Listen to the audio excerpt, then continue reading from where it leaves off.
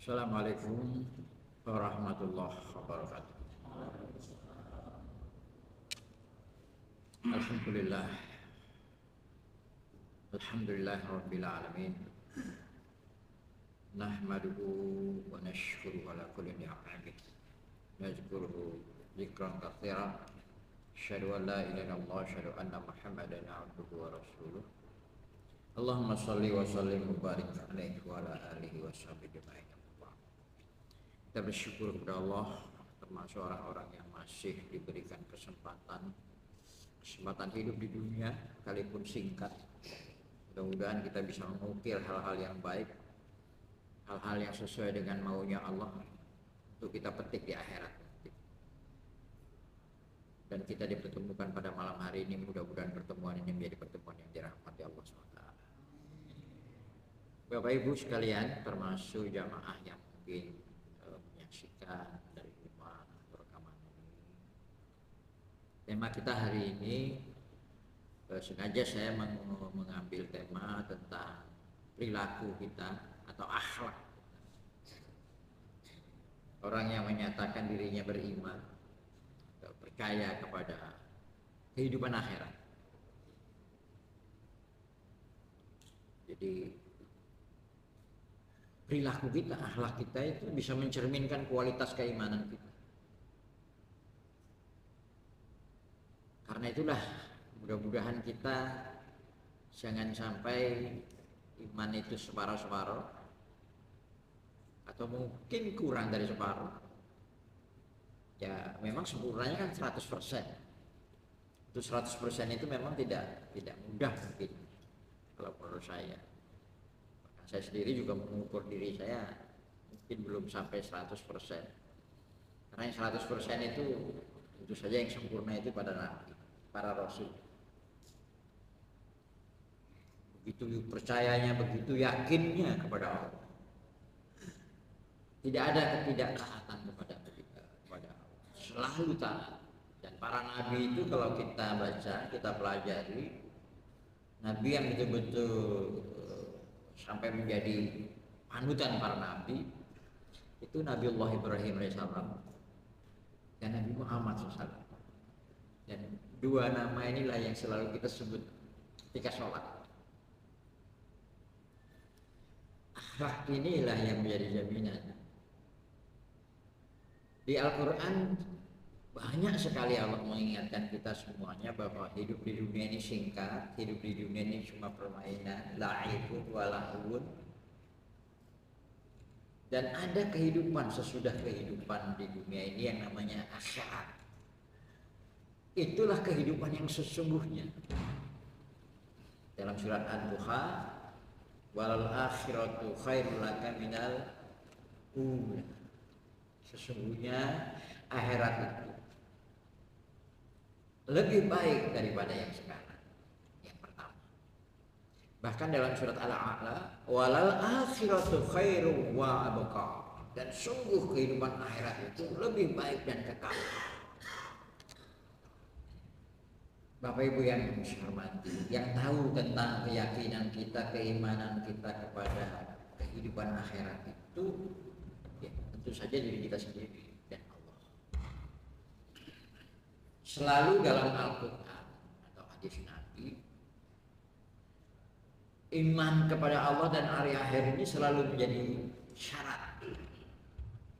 Kalau kita tahu, yang kita pelajari, dan saya termasuk pelajarinya, rukun iman itu ada 6. Iman kepada Allah, iman kepada Nabi, kitabnya, Nabi, malaikat, kepada hari akhirat dan qada. Kalau qada kadar baik ini hanya hadis-hadis yang menerangkan. Dalam Al-Quran cuma 5 itu sebetulnya. Amana billahi wal yaumil akhir. Itu 2 itu selalu diganti. Kalau dalam surah Al-Baqarah, amana rasulu bima unzila ilaihi min rabbihi wal mu'minun kullun amana billahi wa malaikatihi wa kutubihi wa rusulihi la nufarriqu baina ahadin min rusulihi. Itu 4. sedangkan di akhirat disebut yang lain, wabil akhirati hum yuqinun. Itu surah Al-Baqarah ayat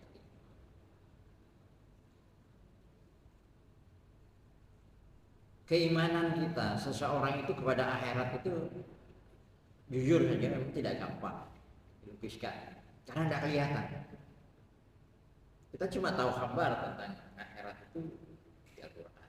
Dan alhamdulillah kita beriman kepada Al-Quran, percaya apa yang ada di dalamnya. Yang bercerita tentang akhirat itu Al-Quran dan lengkap, yang namanya surga dan neraka.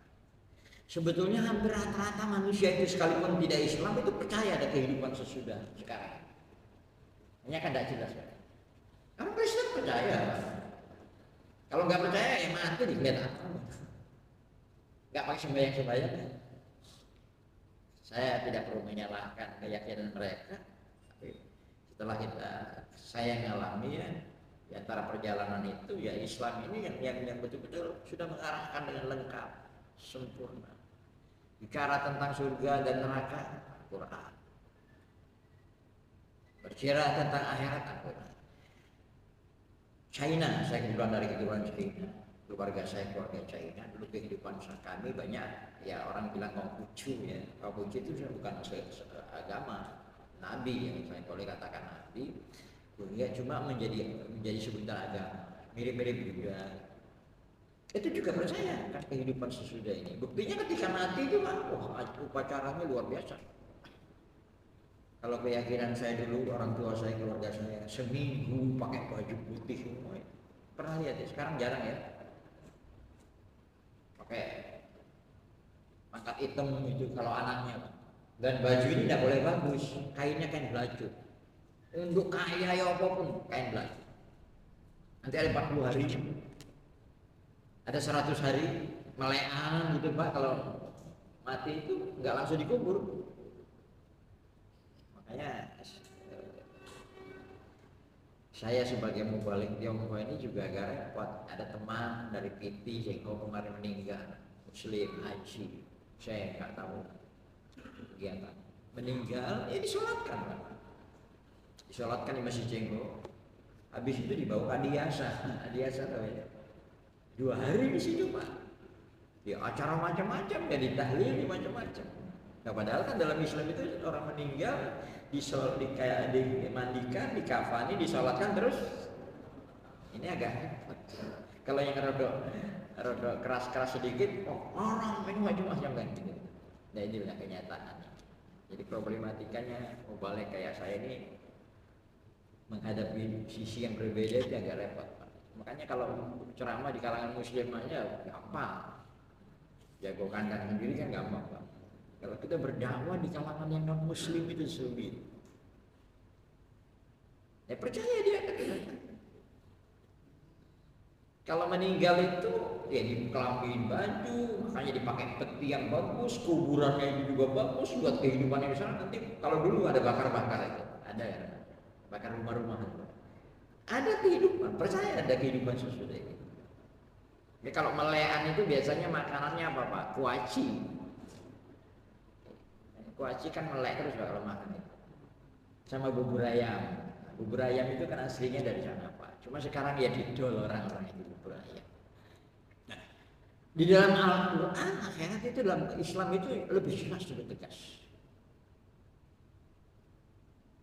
Bahkan di dalam Al-Quran secara khusus surat Bani Israel atau surat Al-Isra, surah ke-17 ayat 7. Allah menegaskan Allah akan menyiapkan azab yang pedih bagi orang yang tidak percaya pada akhirat. Lengkapnya ayat seperti ini. Wa alladzina la yu'minuna bil akhirah, dan sesungguhnya orang-orang yang tidak percaya, iman itu kan percaya. Saya pakai bahasa Indonesia aja biar lebih mantap itu. Memang kata-kata iman itu keren, tapi kalau tidak mantap kalau tidak diartikan. Sesungguhnya orang-orang yang tidak percaya pada kehidupan akhirat. Apa kata Allah di ayat ini surah Al-Isra itu tadi? A'tadna lahum. Allah akan siapkan bagi mereka azaban alima, azab yang pedih. Masih ingat Bapak Ibu sekalian Al-Quran? Mari Bapak sekalian saya ingatkan lagi, kita jadikan betul-betul Al-Quran ini pedoman hidup utama. Pendapat-pendapat para ulama baik jadi perbandingan, tapi bukan jadi rujukan utama. Saya sering melihat kadang-kadang pendapat itu lebih diutamakan, Al-Quran ini nggak dikalahkan. Allah dalam surah Al-Baqarah ayat 8 dengan tegas, wa minan nasi may yaqulu amanna billahi wa bil yaumil akhir wa ma hum bimu'minin. Sebagian manusia ada yang berkata beriman atau percaya kepada Allah dan hari akhir, tapi Allah katakan wa ma hum bimu'minin, sesungguhnya mereka itu tidak beriman. Dilihat dari apanya? Perilakunya, akhlaknya. Loh, kenapa dengan akhirat? Di situ nanti kalau orang yakin benar dengan akhirat, itu balasan yang sesungguhnya. Alaihissallahu bi'ahkamil hakimin. Jadi ini pelajaran buat kita semuanya Pak ya, termasuk saya. Jangan terlalu berharap bahwa kita berbuat baik di dunia itu langsung baik terusnya. Belum tentu. Kadang-kadang tidak enak itu kan ujian. Dan orang itu berbuat nggak benar, taruhlah kafir, tapi hidupnya kok enak, kaya, duit ya, itu juga bukan ukuran. Tapi saya minta tolong Bapak sekalian, jangan sampai kita itu terperangkap dengan ini hadis, tapi hadis ini sebetulnya kurang luas. Ad-dunya sijnul lil mu'minin. Dunia itu penjaranya bagi orang beriman. Wal jannatu lil kufar, dan surga bagi orang-orang kafir. Artinya di dunia ini memang orang beriman itu hidupnya tidak enak. Tolong jaga. Sedangkan orang kafir itu maju, kaya, enak. Saya kira itu bahaya sekali kalau itu. Allah menyuruh kita maju. Mana mungkin orang bisa zakat kalau tidak kaya? Karena kaya kita diwajibkan zakat. Haji aja kalau sekarang ya, kalau orang Mekah enaknya ke koma sampai dari Indonesia ada mungkin. Kalau saya pahami Islam itu malah menganjurkan kita kerja aktif, jadi orang yang produktif, punya inisiatif, gagasannya maju. Yaitu dalam kelompok Amilus Shalihat. Saya mendengar ada syair lagu, usaha ini memberikan semangat. Lagu ini katanya populer tahun 2020, lagu China tapi bukan nasional, daerah, seperti lagu Jawa gitu. Judulnya Aitia Sia Aya. Yang macam yang dagang masih ada. Aitia Sia Aya. Kamu bekerja keras baru berhasil. Saya memang begitu. Hidup ini bagaikan lautan. Hidup ini kadang-kadang naik, kadang-kadang turun. Kadang-kadang nyaman, kadang-kadang tidak enak. Itu dikatakan haun baiun. Dalam Al-Quran jelas sekali. Saya bilang kemarin sama teman yang ikut Tionghoa, Pak, sebetulnya Tionghoa itu banyak yang sudah mengamalkan Islam, tapi dia tidak tahu kalau itu dalam Al-Quran.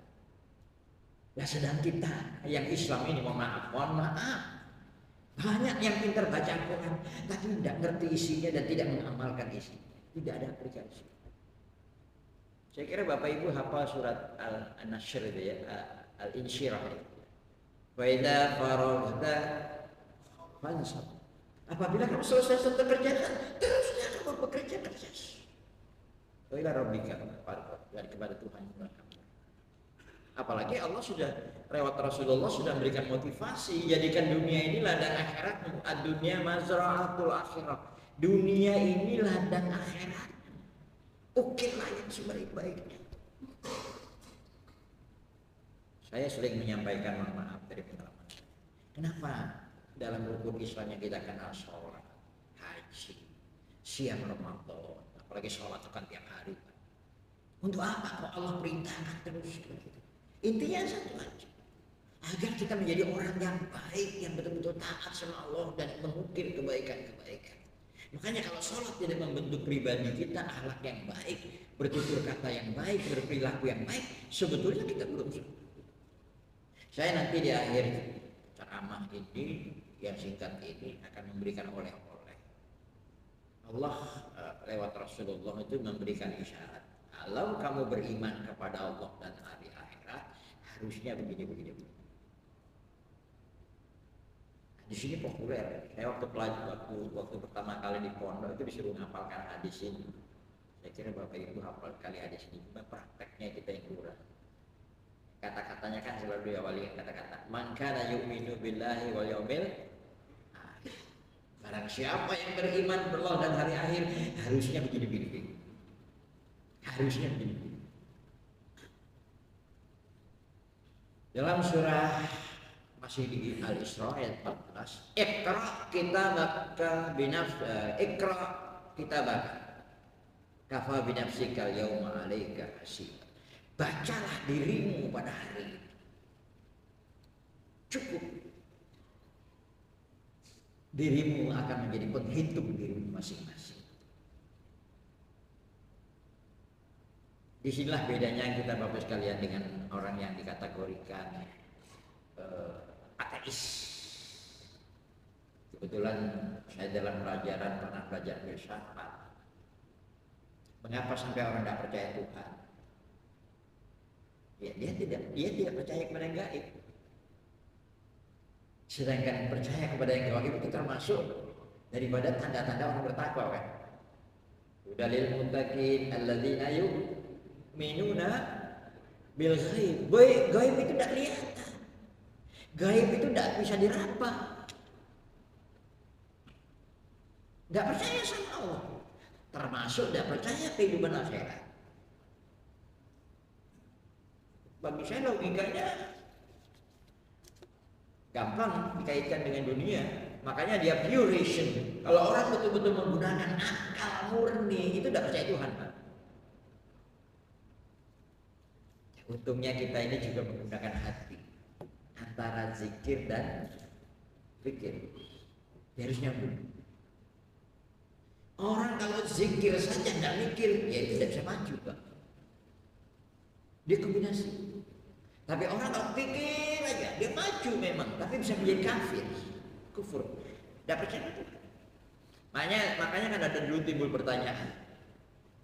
Kalau semua ada yang menciptakan, terus yang menciptakan Tuhan siapa? Itu pertanyaan filsafat.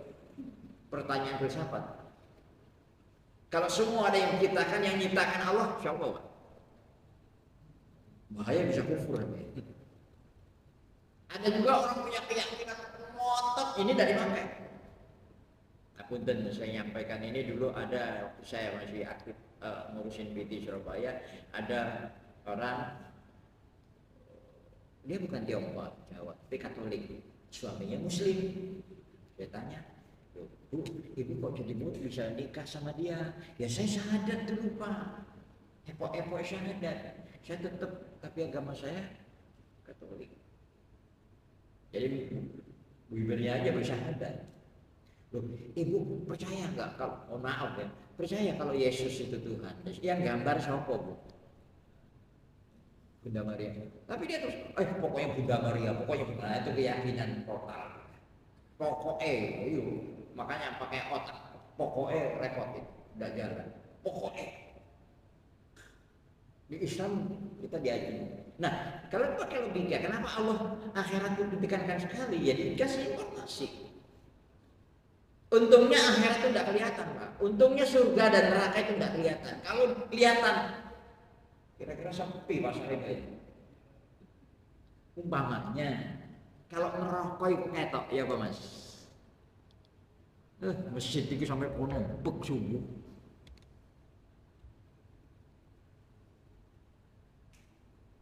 Nah, kita percaya memang surga dan neraka itu tidak kelihatan, tapi Allah sudah berikan informasi banyak dalam Al-Quran. Kita berbeda dengan orang yang ateis.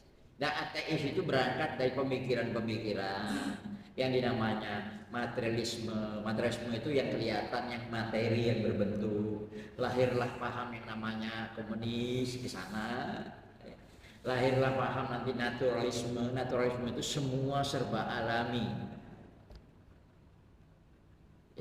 Jadi jangan pakai pertanyaan dulu mana telur sama ayam gitu. Biasanya sudah itu alami.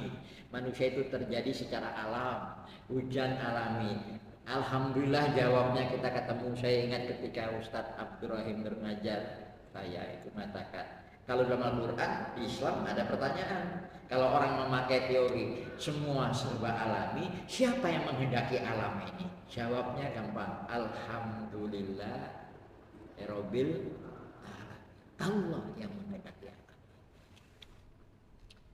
Bapak Ibu sekalian, jadi kalau orang betul-betul percaya dengan akhirat, percaya adanya surga dan neraka. Surga itu terbuka luas untuk orang-orang yang akhlaknya baik, amilus saleh. Dan neraka itu ancaman bagi orang-orang yang berbuat ini. Jadi di dunia sekali lagi, dunia ini sifatnya sangat sementara, tapi sering orang lupa. Semua orang pengen enak di dunia, lupa kalau di akhirat keenakanmu itu bisa menyengsarakan kamu karena kamu perolehnya dengan cara yang salah, tidak benar. Nah, jujur sekarang itu untuk enak di dunia itu harus punya duit banyak. Betul ya? Mau apa saja sekarang pakai uang. Sekalipun sekarang bentuknya tidak uang, bisa kartu, bisa pakai apa istilahnya barcode ya Pak ya. Nah, orang yang betul-betul percaya kepada Allah dan hari akhirat itu pasti baik. Saya tadi berjanji dalam praktek kehidupan sehari-hari yang diajarkan Islam, kita diajarkan sholat berjamaah agar kita akrab, ada kebersamaan, ada hari-hari berkumpul bersama-sama ingat sama Allah, yaumul jumu'ah bersama. Dan Islam betul-betul menekankan kebersamaan itu.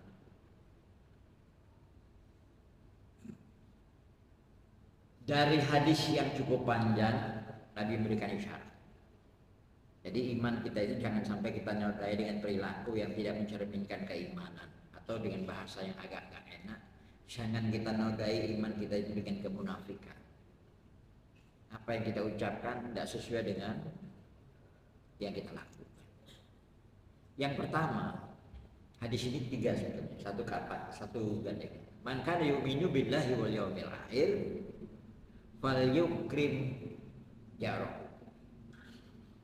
Barang siapa yang betul-betul percaya sama Allah dan adanya kehidupan akhir, hendaklah ia memuliakan siapa Pak? Tetangganya. Yang kedua, nanti kita uraikan. Man kana yu'minu billahi wal yawmil akhir falyukrim dhaifahu. Hendaklah dia memuliakan tamunya. Kata-kata di sini memuliakan, bukan menghormati, memuliakan. Yang ketiga, man kana yu'minu billahi wal yawmil akhir. Nah, ini agak lain ini. Falyakul khairan. Iki aja angel ini. Berkatalah yang baik atau meneng. Angel loh Pak. Karena kita ini kan gak manusia itu sifatnya pengen ngomong, apalagi kalau ilmunya tidak sebenarnya banyak, biasanya ngomongnya banter itu. Ada falsafah Indonesia, tong kosong, jaring bunyi. Kalau padi semakin berisi merunduk. Ya zaman sekarang memang khusus para ustadz itu, para penyanyi itu kalau tidak viral tidak enak, harus bikin sensasi. Saya kembali pertama, ini ditekankan sekali. Kalau kita betul-betul yakin, percaya sama Allah, percaya kehidupan akhirat nanti, maka perilaku kita kepada tetangga itu jadi ukuran. Nah, saya melihat kehidupan sekarang di Surabaya, kampung saya masih padat, tapi kalau ketintang Permai kan agak jarang-jarang. Dia rapat tapi jarang-jarang. Jadi hati-hati. Saya lihat kehidupan itu ada dua macam. Ada yang terlalu rapat bergaulnya dengan tetangga. Pagi-pagi wis ngumpul ya, jadi di kampung gitu ya. Wis ngomong macam-macam gitu, khususnya ibu-ibu, mohon maaf. Ada kampung yang dia mepet tapi dia tidak kenal.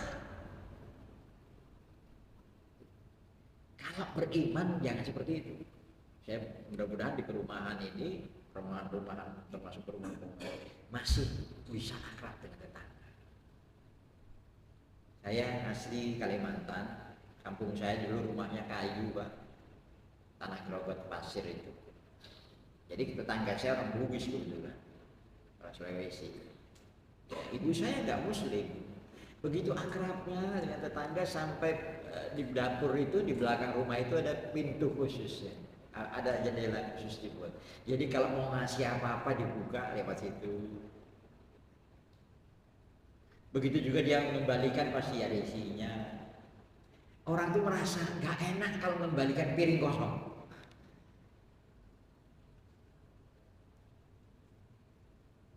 Padahal ibu saya itu tidak Muslim. Tapi perilakunya perilaku seperti yang dicontohkan Nabi. Kan Nabi mengajarkan, kalau kamu memasak, ini agak jarang mungkin apalagi di sini ya. Perbanyaklah kuahnya, bagikan ke tetanggamu. Nah tetangga ini kan ukurannya ada yang 40, ada yang 40, udah tidak usah jauh-jauh Pak, depan, kanan, kiri aja. Begitu pentingnya tetangga ini sampai Nabi mengatakan malaikat datang terus mengingatkan aku tentang tetangga seolah-olah tetangga itu ahli warismu. Ini perlu Pak perhatikan kalau kita beriman sama Allah dan akhir. Kalau sampai ngedol omah tawarno tonggo rise. Ya oke lah kalau mau harga tinggi macam-macam boleh aja, tapi tetangga harga yang wajar lah tetangga. Kan banyak orang mengatakan kalau ada apa-apa yang menolong kita pertama kali siapa Pak? Tetangga juga. Benar itu. Nah, muliakan tetangga. Kita pakai pedoman-pedoman Nabi yang lainnya dalam bergaul. Begitu penting. Yang penting jangan sampai menyakiti tetangga. Baik ucapan maupun perbuatan langsung. Sampai Nabi mengisyaratkan, wallahi la yu'minu. 3 kali loh Nabi bersumpah. Wallahi la yu'minu. Demi Allah belum beriman. Demi Allah belum beriman. Demi Allah belum beriman. Alladzi la ya'manu jaruhu bawa'iqahu. Orang yang karena perbuatannya, perilakunya, akhlaknya membuat tetangganya merasa tidak aman, tidak nyaman tinggal di situ. Pengen ngali aja. Monggo Pak kita ciptakan suasana surga di kampung kita. Saya ngapunten mengamati melihat kadang-kadang ini nyambungnya kemana, orang ini rajin sholat tapi ngomongnya pecepret saya dewe. Nah, ini kan bingung, membingungkan kita. Padahal kita dituntun sholat kan untuk menjadi orang yang ingat sama Allah. Kalau ingat sama Allah perilaku itu ojo nyusah nopo. Tetangga. Yang kedua, nanti boleh Bapak Ibu mungkin kita share seperti apa tentang ini. Man kana yu'minu billahi wal yawmil akhir falyukrim dhaifahu. Barang siapa yang betul-betul percaya kepada Allah dan hari akhir, kehidupan akhir, hendaklah dia memuliakan tamunya. Memuliakan tamu.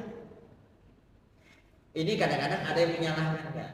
Dia sebagai tamu berperilaku sebagai raja ketika tamu. Ojo ngono.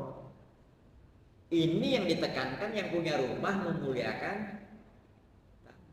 Tapi ada jamaah atau jamaah apa itu kadang-kadang ya karena dia mungkin sebagai tamu mungkin mengartikan hadis ini keliru, dia yang minta dihormati. Biarkan yang punya rumah sebetulnya yang memuliakan tamu. Memang ada penekanan kalau kita jadi tamu Pak. Jadi tamu itu maksimal kalau nginep itu cuma berapa Pak? Ada yang mengatakan 3 hari. Saya ingat ngapunten Bapak. Saya dulu sebelum Muslim di SMA itu aktif jadi pendengar radio. Waktu itu zaman tahun 77, 77, 78. Mungkin ada di antara Bapak Ibu pernah menjadi pendengar radio Australia, seksi Indonesia, ada Nuri Hayat, ada Ebet Kadarusman, ada Nina Yusah, penyiar yang hafal ya. Jadi situ juga saya hafal lagu-lagu barat gitu ya. Tahun 77. Saya dikenal ya sama-sama pendengar, namanya Paula Habib. Ya, bagi-bagi foto banyak teman, sampai ada Radio Listeners Club, kumpulan pendengar radio, sekarang sudah sebut. Yang saya cari ini Paula HP. Saya di pondok dan dia dengar saya Muslim, dia tidak Muslim. Saya mau nyambang ke sana di Citerep Cibinong. Boy, saya ke sana diantar teman-teman ikut. Saya baru tahu kalau rumahnya itu dia anaknya pendeta, Pak. Anaknya pendeta. Dan tinggalnya pendeta di mana, Pak? Di gereja. Jadi saya tidur di situ. Satu minggu. Saya masih mencari datanya, teman-teman saya di mana itu kok hilang dalam pergaulan, dalam komunikasi. Orang yang baik. Sampai ayahnya sempat nanyai saya, ditegur sama anaknya. Kenapa kok bisa jadi masuk Islam? Tapi Bapak tidak usah tanya begitu. Jadi ada etika. Saya waktu itu belum tahu ya aturan-aturan kita, tapi karena saya beranggap adalah saudara, teman biasa, seperti saudara, kita baik. Saya tidak tahu kalau ada tuntunan maksimal 3 hari. Saya pas libur pondokan itu, di pondok pas libur saya pintar bersama-sama teman rombongan yang dari Bogor. Saya mampir di sini, turun di sini. Nah, jadi Bapak Ibu sekalian, kalau kita memuliakan tamu, bukakan pintu, tentu saja ya, lihat sekarang Pak ya, di Surabaya kalau memang tamu betul-betul kenal ya, sekarang WA telepon juga kalau udah kenal nerima, suwe ngomong apa aja, nawar macam-macam. Ini kalau nggak kenal ya nggak buka, termasuk tamu. Tapi kalau tamu beneran yang datang ke rumah kita, suwe muliakan, dan ketika pulang antar dia ke depan pintu sampai depan pagar. Jangan membuat reaksi seolah-olah mau ngusir tamu ini cepat pulang. Yang tamu juga harus ngerti jam berapa datang. Tamu yang baik itu kan tanya jam berapa longgarnya. Kita datang ke sana. Dan tamu yang baik itu kalau kita mau silaturahim, kalau dia tua, nah ada tuntunan kan tuh Pak. Bagaimana kita memuliakan yang tua? Kita yang ke rumahnya. Itu di adat orang Tionghoa ditanamkan seperti itu Pak. Muliakan orang tua di tua. Jadi kami dulu Pak, ini tuntunan Islam sebetulnya. Kalau tahun baru Imlek kan istilahnya itu ujung-ujung. Jadi bayu kita habis makan miswa itu ya, terus ini anak-anaknya sudah datang dulu yang ke keluarga yang lebih tua. Seperti itu. Kepada yang tua, baru yang sana kembali sini yang lebih tua. Jadi dia kepada yang tua, bukan yang muda bukan yang tua kepada yang muda. Saya ambilkan contoh namu di kita ternyata beda dengan namu di Arab yang saya alami. Ketika tahun 98 saya di Jeddah, saya pengen sekali punya Al-Quran yang di Mekah, yang di Masjidil Haram. Ini kok tebel kertasnya gitu loh, kertasnya tebel. Ini saya mau ambil itu, saya minta masih tidak boleh. Saya langsung bawa pulang nih. Lah, ini nyuri. Saya di Jeddah ngomong sama pengurus di masjid Jeddah itu dekat hotel. Saya pengen ini. Saya pengen Al-Quran ini. Ana uridu hadzal kitab Al-Quran al-Aslufi. Ternyata Al-Quran itu kan ada cetakan Mekah, ada cetakan Madinah Pak. Cetakan Madinah yang bagus. Saya kemarin ditengerin gitu. Intazir. Banyak asar. Tunggu nanti habis asar katanya. Ini wakaf yang di masjid tadi kasihkan. Jadi habis asar ketemu lagi, saya dibawa ke rumahnya. Dibawa ke rumahnya Bapak. Nah Nah ini budaya sana. Dia ketok pintu, ternyata dia masuk lewat samping. Terus buka pintu, saya masuk. Dari awal sampai akhir suaminya sendiri yang nunggu sampai akhir, Pak. Tidak kelihatan istrinya, tidak akan dikenalkan. Ini bedanya di kita. Nah, kalau di sini kan bapaknya suami kita mau ketemu, terus bapaknya nggak ada kan ibunya yang keluar. Bapak udah, bapak istirahat. Itu tidak akan dibuka-buka. Itu budaya. Nah, yang jelas kita dianjurkan memuliakan tamu. Yang ketiga, ini simple. Man kana yu'minu billahi wal yaumil akhir. Barang siapa yang beriman kepada Allah dan hari akhir, hendaklah dia berkata yang baik, berucap yang baik. Kalau tidak bisa baik, diam. Banyak sekali petunjuk berbicara ini dari pepatah-pepatah yang saya hafalkan, yang saya pernah diajari. Di antaranya, berkatalah yang jelas, yang singkat tapi jelas. Khairul kalam, omongan yang baik, pembicaraan yang baik, maqalla wadalla. Pembicaraan itu sedikit tapi jelas. Jadi bertele-tele nggak baik. Ada juga pernyataan berbicara itu mencerminkan akalnya seseorang. Idza tamal aktu qolal kalam. Apabila orang itu sempurna akalnya, ngomongnya sedikit.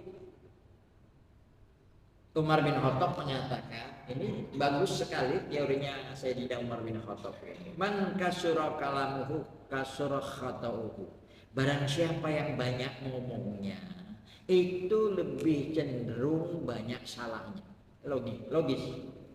Sedikit ngomong kan salahnya juga sedikit, Pak. Banyak ngomong kan cenderung banyak salah. Ya enaknya jangan banyak-banyak. Yang pada prinsipnya dalam Islam itu dalam bergaul, baik tetangga, tamu, berbicara di mana saja, tidak menyakitkan, tidak menyinggung, tidak menyusahkan, lebih baik dia. Nah ini kan mencerminkan kalau dia betul-betul beriman sama Allah, beriman sama akhirat, nanti akan dibalas mulutmu, pembicaraanmu, dia akan hati-hati ngomong. Saya kemarin di toko Mbak Bangunan, aduh sibuk, rewangnya itu, bantunya, pegawainya, wah abot nyambut ini, bacanya abot. Terus dia nyambut, dodolan teh Pak. TS. Kenapa sampai juga bilang ngomong dodolan TS? Kebetulan di televisi rame kata di media. Gara-gara dodolan es saya gede kaya. Nah, itu lain lagi gitu. Ini contoh kasus. Jadi tadi saya katakan kualitas keimanan seseorang, akhlak seseorang mencerminkan keyakinannya kepada akhirat. Kalau betul-betul yakin kepada akhirat, berbicaralah yang baik, tidak mencederai, tidak melukai, tidak menyakiti. Kalau tidak, lebih baik diam. 3 apa? Tadi perilaku kita, akhlak kita terhadap tetangga, akhlak kita terhadap tamu, akhlak kita dalam berbicara. Semuanya intinya yang diajarkan Nabi, jadilah orang yang menyenangkan orang, jangan menyusahkan. Yassiru wala tu'assiru. Permudah, jangan kamu persulit. Basyiru wala tanaffiru. Gembirakan, jangan kamu bikin orang susah, lari, ketakutan. Baik, ini hampir isya, mungkin ada yang mau disampaikan, bisa didialogkan. Monggo silakan Bapak Ibu, sebelum saya kita tutup dengan doa. Pak Mul, monggo.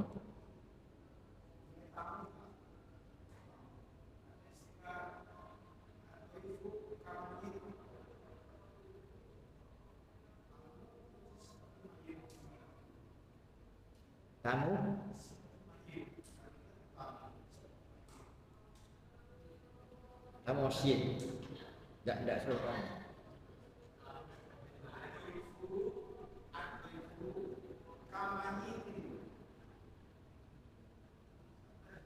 Nggak suruh dengar saya.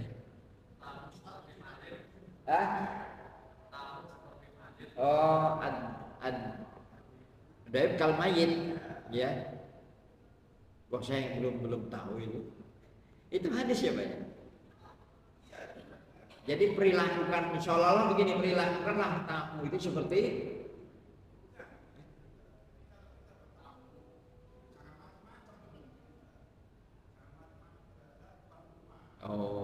kalau posisi kita namun jadilah seperti mayit itu, diem. Nah kalau itu mungkin saya bisa juga terima ya. Jadi tidak banyak tingkah, tapi jangan sampai memperlakukan tamu seperti mayit.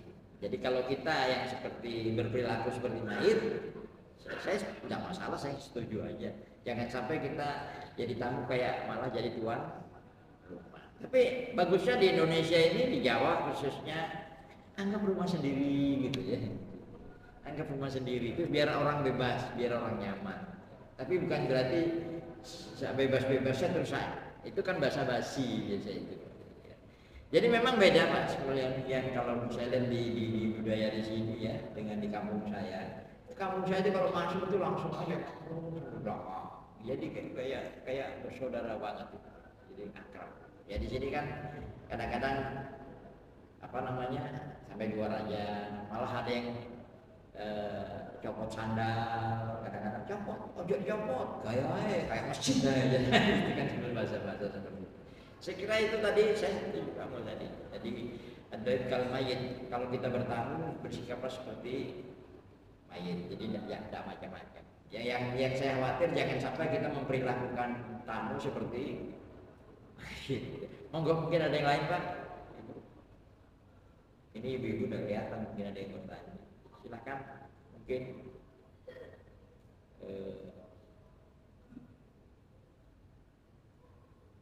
terhadap tetangga ini penting sekali loh Pak ya, terhadap tetangga ini. Jadi perhatikan tetangga. Hanya saya melihatkan tetangga kita tadi terbagi dua Pak. Ada yang terlalu rapat, terlalu tahu tetangga. Ada yang sama sekali tidak tahu menahu dengan tetangga. Jadilah kita diajarkan bersikap sedang-sedang. Jangan terlalu tahu, jangan juga sama sekali tidak mau. Itu kalau intinya. Monggo, masih ada?